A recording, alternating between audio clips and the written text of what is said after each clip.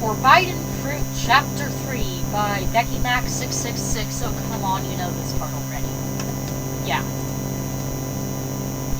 And, hi guys, hope you like this one. I'm quite proud of it. Thanks for the support from my friends. Love you, girls. Glad you like it. Oh, and Vincent! We're so dumb. Of course Tia didn't go to math and only her bra. She's not a total ditz. One more time. Don't read if you didn't like it. No frickin' flames. What is the point of flaming couple?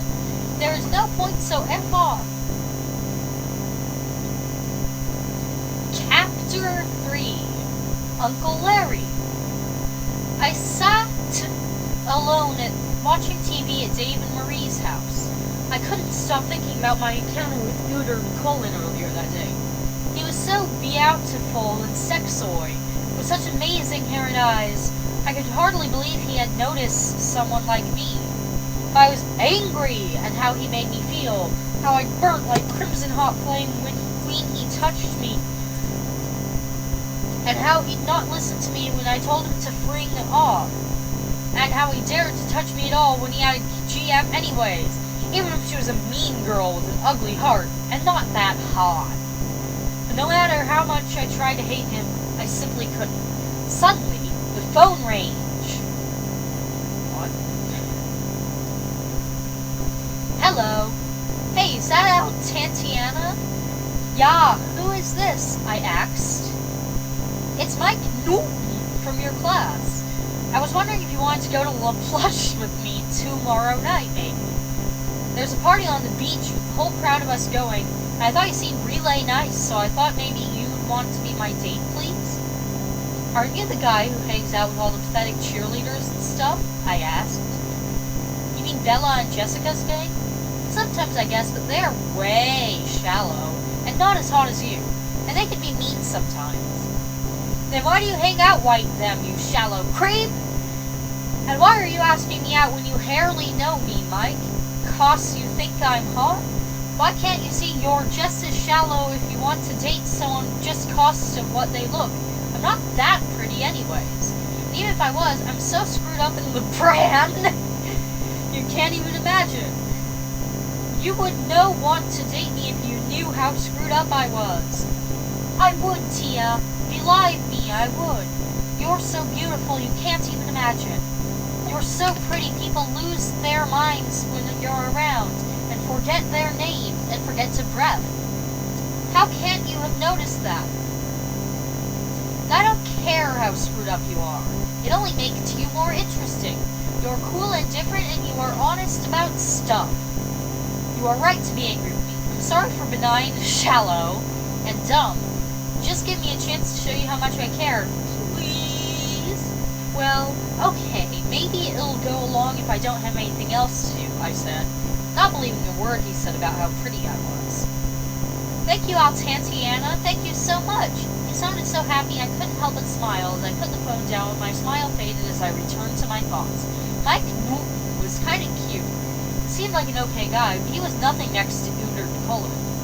Even though I was angrier with Edward than I had ever been with anyone in my life, part of me wanted to chop his head off with a sword. A part of my soul would always remain in that corridor where we had kissed so hard and passionately. I creamed myself. My heart had soared that day like never before, and I knew that no one else would ever make me feel like that again. Then I thought how he was a cheater and a bastard, and my face burnt with shame. I couldn't believe I had behaved like such a whore.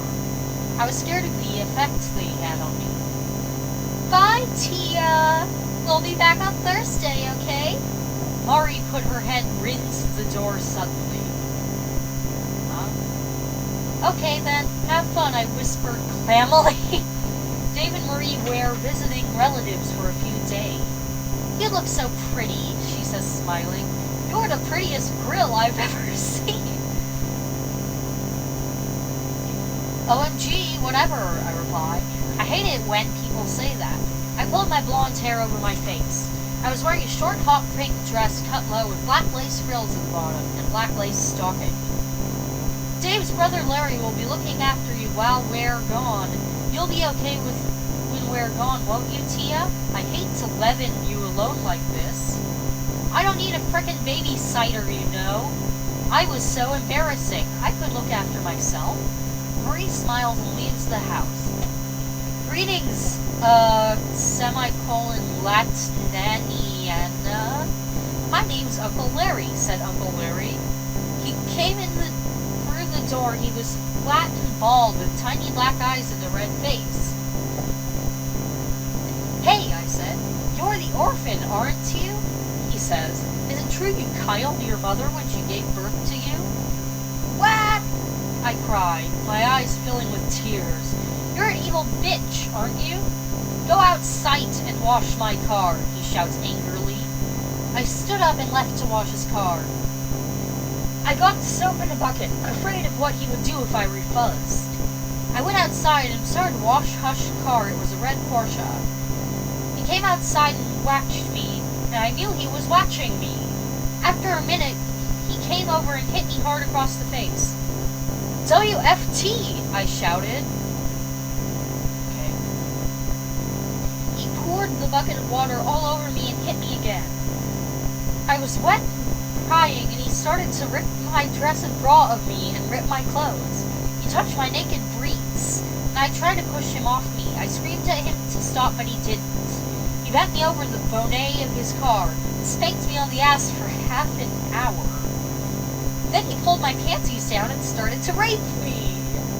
Stop raping me, I cried, but he didn't stop.